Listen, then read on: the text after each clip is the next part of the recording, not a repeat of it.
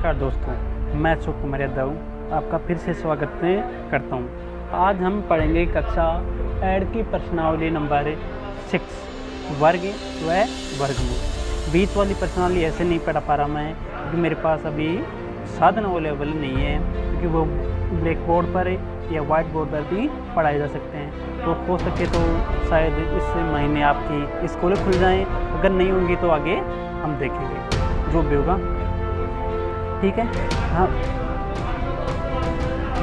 तो इसके लिए हम वर्ग और वर्गमूल की थोड़ी जानकारी प्राप्त करते हैं, ठीक है। अब क्या है वर्ग वर्गमूल?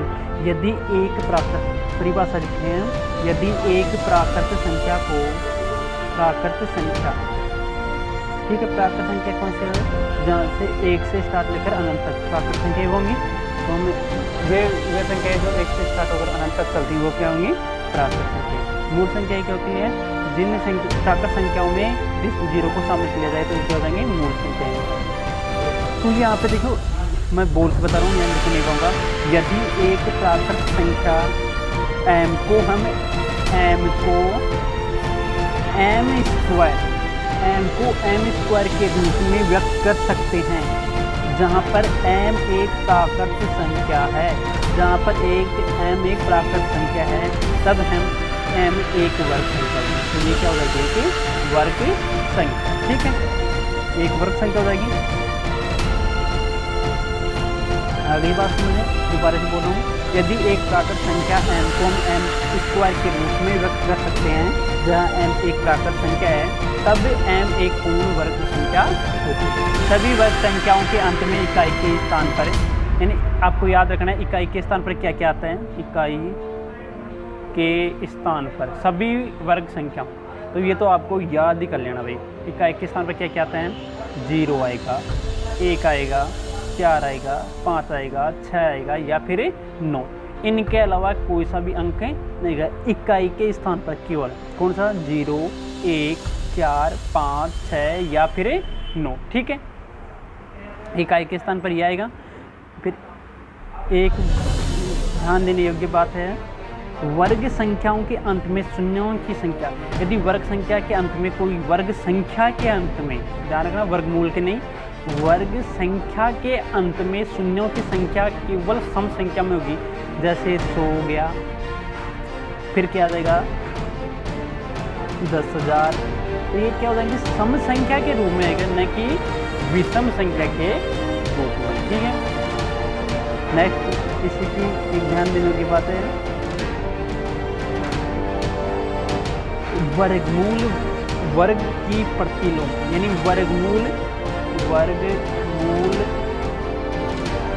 अपॉन वर्ग। ये क्या है? इसका क्या हो गया? वर्गमूल वर्ग की प्रतिलोम, ठीक है। तो देखो लास्ट इसके ध्यान देने की बात है, एक पूर्ण वर्ग संख्या के 2 पूर्ण वर्गमूल होते हैं, यानी कोई भी एक संख्या है पूर्ण वर्ग संख्या है, ठीक है, तो उसके 2 पूर्ण वर्गमूल होंगे, ये आपको याद है। अब आगे हम प्रश्नावली स्टार्ट करते हैं 6.1, ठीक है। इसमें पहला प्रश्न है, निम्नलिखित संख्याओं के वर्गों के इकाई के अंक क्या होंगे? इकाई के अंक, वर्गों के इकाई के अंक क्या होंगे? इकाई का अब आपको ये ध्यान रखना है, अभी मैं बोल रहा हूँ, यहाँ पे लिख देता हूँ मैं, फिर वो आपको जैसे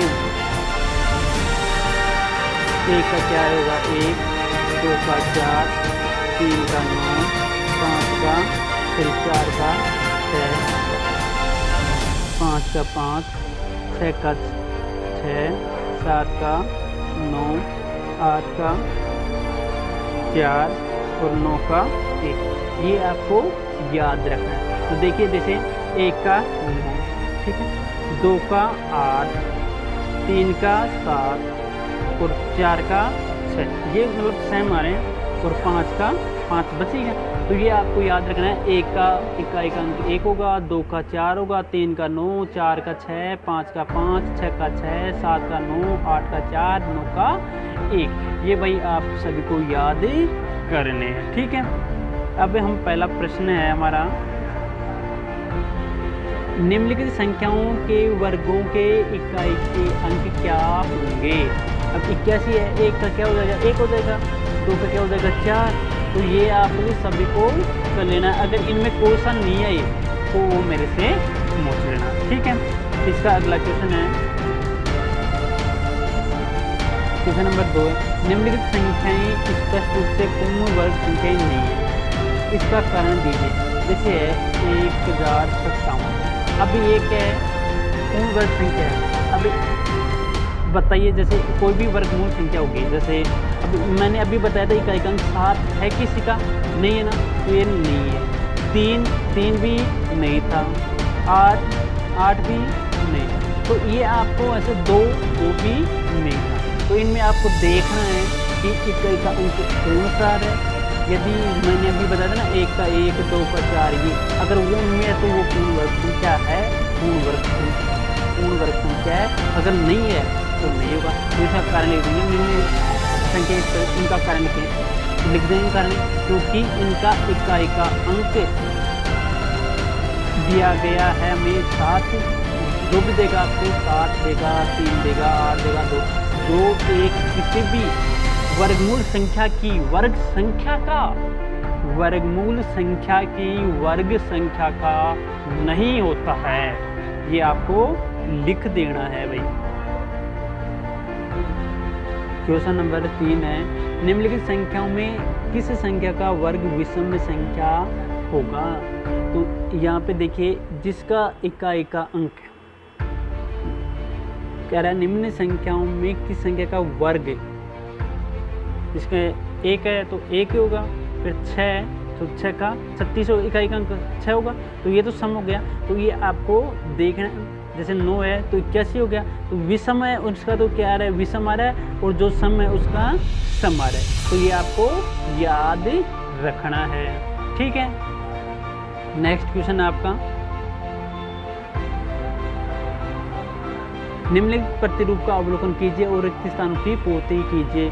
11 का स्क्वायर कितना हो गया, 121। ये तो आपको याद नहीं भाई, 20 तक, ठीक है। 101 का हो गया 10,021। अभी यहाँ पे देखिए 1 0 है तो 1 1 0 आ रही है। फिर आगे देखो 1001 का क्या हो जाएगा,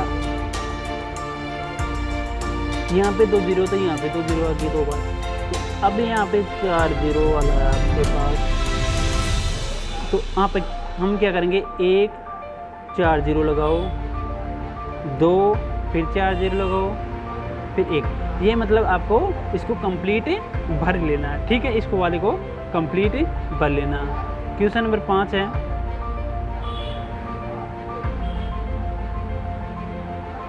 निम्न प्रतिरूप का अवलोकन कीजिए और रिक्त स्थान को भेजिए। ये आ गया, वापस वही आ गया।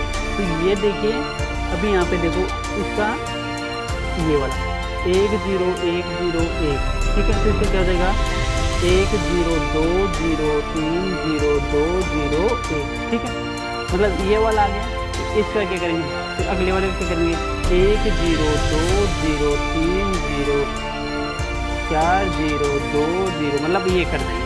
तो इसमें भी आपको फिर इसका उल्टा कर देना आपको इस वाले में, ठीक है। यदि आपको किसी भी प्रश्न को शंका हो तो मुझे कमेंट बॉक्स में कमेंट करके बताइए, और आगे पढ़ेंगे हम कल। धन्यवाद।